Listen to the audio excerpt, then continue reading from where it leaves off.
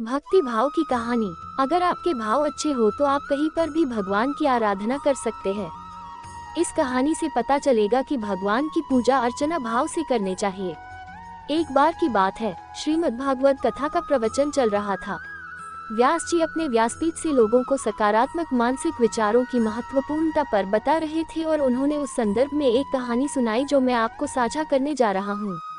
एक गुरुकुल में दो सहपाठी रहते थे जो कि कृष्ण सुदामा की तरह पवित्र आत्मिकता से परिपूर्ण थे। वे साथ में अध्ययन करते थे, गुरु की आज्ञाओं का पालन करते थे और आश्रम के कार्यों में भी सहायता करते थे। एक दिन शिवरात्रि के दिन गुरुजी ने उन्हें एक दूसरे नगर में जाने का आदेश दिया। उन्हें एक प्राचीन सिद्धपीठ में भगवान शिव की पूजा, अभिषेक और प्रसाद वितरण करने का कार्य सौंपा गया था। दोनों सहपाठी गुरु की आज्ञा को मानते हुए रास्ते में निकल पड़े। रास्ता लंबा था और जंगली जानवरों से भरपूर था। पहले सहपाठी को देखकर लगता था कि उन्हें सिद्धपीठ तक पहुंचने में कठिनाइयां आ सकती हैं, परंतु उन्होंने अपने मन के साथियों को प्रसन्न रखते हुए रुकने का निर्णय लिया। जब वे आगे बढ़ने लगे तो आकाश में बादल गरजने लगे और आसपास अंधेरा छा गया। बादलों ने आकाश को पूरी तरह ढक लिया और बारिश की आशंका थी।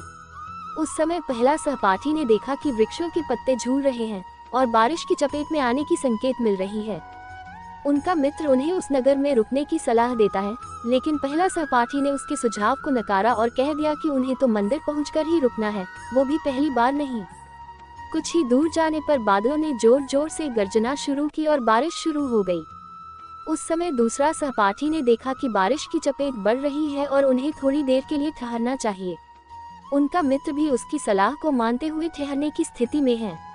शाम होने लगी लेकिन बारिश नहीं रुकी।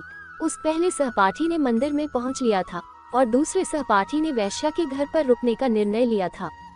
समय बीत रहा था। पहले सहपाठी ने अपने मित्र के बारे में चिंतित होने लगा कि उसका मित्र शायद भूखा होगा या उसने कुछ खाया होगा या नहीं। वह विचार कर उदास हो गया।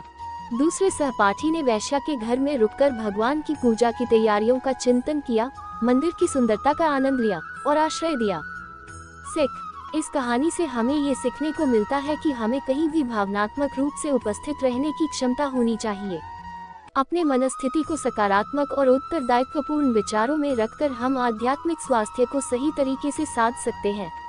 अगर आपको मेरी ये कहानी अच्छी लगी हो तो प्लीज मेरे चैनल को सब्सक्राइब कर देना, लाइक कर देना, शेयर कर देना और बेल आइकन को प्रेस कर देना। धन्यवाद।